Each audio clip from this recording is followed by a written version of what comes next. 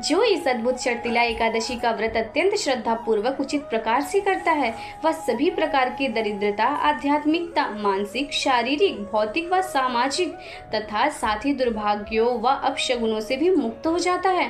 वास्तव में इस एकादशी व्रत का पालन करते हुए दान, यज्ञ एवं तिल के सेवन से व्यक्ति पूर्व जन्मों में अर्जित समस्त पापों से मुक्त हो जाता है और आध्यात्मिक लोक भगवत धाम लौट जाता है, ऐसा पुलत्स्य ऋषि मुनि ने कहा है। इस शर्तिला एकादशी की कथा को संपूर्ण सुने और पुण्य पाएं। जय स्वामीनारायण दास नादास। तो आइए श्रवण करते हैं शर्तिला एकादशी की व्रत कथा। भविष्य उत्तर पुराण में भगवान श्री कृष्ण और युधिष्ठिर महाराज के संवाद में शर्तिला एकादशी के महात्म्य का वर्णन है। युधिष्ठिर महाराज ने पूछा, हे जगन्नाथ, माघ मास के कृष्ण पक्ष में कौन सी एकादशी आती है? उसका फल क्या होता है? कृपया विस्तार पूर्वक कहें। भगवान श्री कृष्ण ने उत्तर दिया, हे नृपश्रेष्ठ, माघ मास के कृष्ण पक्ष की एकादशी शर्तिला एकादशी के नाम से जानी जाती है।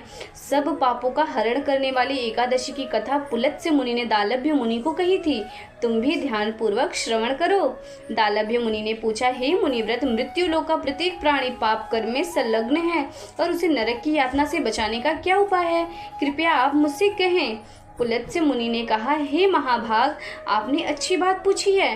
माघ मास में मनुष्य को स्नान करके इंद्रियों को संयम में रखकर काम, क्रोध, अहंकार, लोभ और निंदा का त्याग करना चाहिए।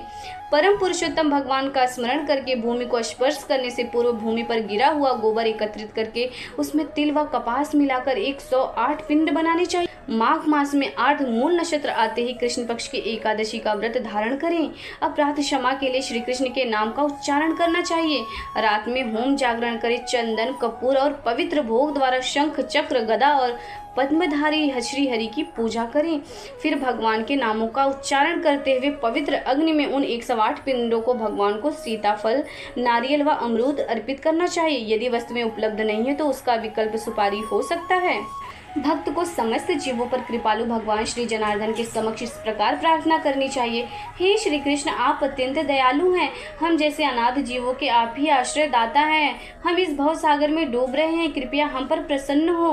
हे कमल नयन, हे सभी के पूर्वज, लक्ष्मी के साथ आप इस अर्घ को स्वीकार करें। उसके पश्चात ब्राह्मणों की पूजा करके उन्हें जल से भरा हुआ पात्र, छाता, चप्पल और वस्त्र भी अर्पित करें।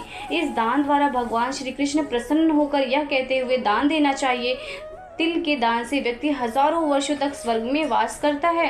तिल से स्नान करना, तिल का उपटन लगाना, तिल का हवन करना, तिल डाला हुआ जल पीना, तिल दान करना, तिल का भोजन में उपयोग करना, इस प्रकार 6 कार्यों में तिल का उपयोग करने से इसे शर्तिला एकादशी माना जाता है, जो पाप हरणी है। एक बार शर्तिला एकादशी की महिमा सुनने देवर्षि नारद भगवान श्री कृष्ण के पास आए। भगवान श्री कृष्ण ने कहा, एक ब्राह्मण स्त्री थी, ब्रह्मचर्य का पालन करते हुए भगवान की आराधना करती थी। अनेक प्रकार की तपस्याओं के कारण वह अत्यंत दुर्बल हो गई थी। उसने बहुत दान दिए, परंतु कभी ब्राह्मणों या देवताओं को अन्नदान नहीं किया। अनेक प्रकार के यज्ञ व तपस्याओं के फलस्वरूप वह शुद्ध तो हो गई, परंतु उसने भूखे लोगों को कभी अन्नदान नहीं किया था। हे ब्राह्मण, उसकी परीक्षा लेने के लिए मैंने ब्राह्मण के रूप में उस साध्वी के घर जाकर भिक्षा मांगी।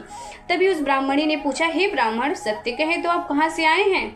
मैंने जानबूझकर अनजान बनते हुए उत्तर नहीं दिया, तो उसने क्रोधवश में मेरे भिक्षा पात्र में मिट्टी डाल दी। उसके बाद मैं अपने धाम लौट आया। तपस्या के प्रभाव से वह ब्राह्मणी भी मेरे धाम आ गई, परंतु उसे संपत्तिहीन और कांतिहीन एक सुंदर महल मिला।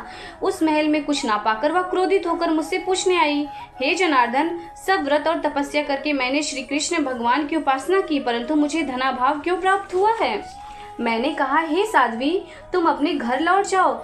तुम्हें देखने देवताओं की पत्नियां आएंगी। उन्हें शर्तिला एकादशी की महिमा पूछकर ही तुम दरवाजा खोलना, अन्यथा नहीं। यह सुनकर ब्राह्मणी वापस आ गई। कुछ समय उपरांत देव पत्नियां वहां पर आकर कहने लगी, हे ब्राह्मणी, द्वार खोलो, हम आपके दर्शन के लिए आए हैं। तब ब्राह्मणों ने उनसे शर्तिला एकादशी की कथा सुनाने को कहा।